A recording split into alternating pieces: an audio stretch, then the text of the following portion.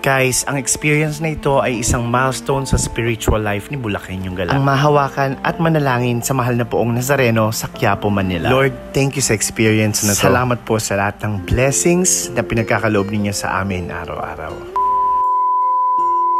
Mga Mare at Pare, napakahirap simulan ng vlog na to. Alam nyo naman na usually sa mga vlogs ko masaya at lagi ako nagpapatawa. Kahit madalas ay corny ang aking mga jokes. Trying hard, ika nga. Today is Tuesday, November 7, 2023. Ang araw nga ito ay napaka-special para sa akin. Hindi ko na sa inyo babanggitin guys yung 101 reasons kung bakit. I will just share to you guys kung ano yung mahalagang mga nangyari sa araw na to. Lumuwas nga kami ng Manila ni Kepi at ni Aryan. Dahil isa sa mga itinerary namin ay makapagsimba sa Quiapo Church. Sapagkat gusto po namin makapag-alay ng panalangin sa mahal na poong Nazareno ng Quiapo. Alam nyo, napakarami kong gustong ipagpasalamat guys. At napakaraming bagay rin na gusto kong ihingi ng kapatawaran sa kanya. At may kaunting kahilingan na ipagdarasal ko sa kanya. Alam nyo guys, sa buong buhay ko napakadalas kong makadaan at makapasok dito sa simbahan ng Quiapo. Pero ito yung pinakaunang beses na susubukan kong mahawakan yung Black Nazarene ng Quiapo Church. Hindi nga namin alam kung saan kami pupunta, hindi namin alam kung saan ang way, at hindi namin alam kung saan nakalagay yung Black Nazarene. Sadyang napakaraming namamanata dito sa Black Nazarene ng Quiapo Church. At hindi ko rin ma-explain yung feeling nung nakapasok ako dito sa likuran ng simbahan ng Quiapo. Believe it or not, sa tagal kong nagtira sa Bulacan at sa Manila, ngayon lang ako nakatuntong dito sa lugar. Hindi ko na ipapaliwanag sa inyo guys kung ano yung naramdaman ko at ano yung nangyari. Basta ang masasabi ko lang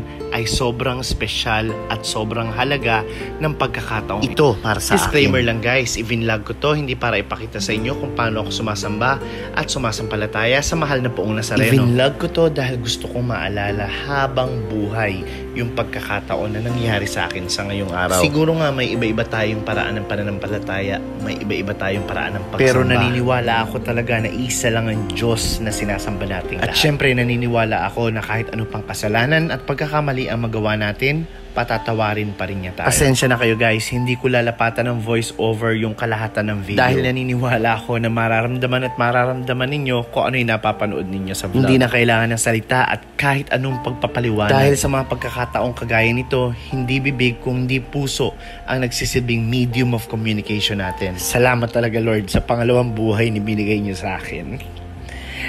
I will be forever thankful.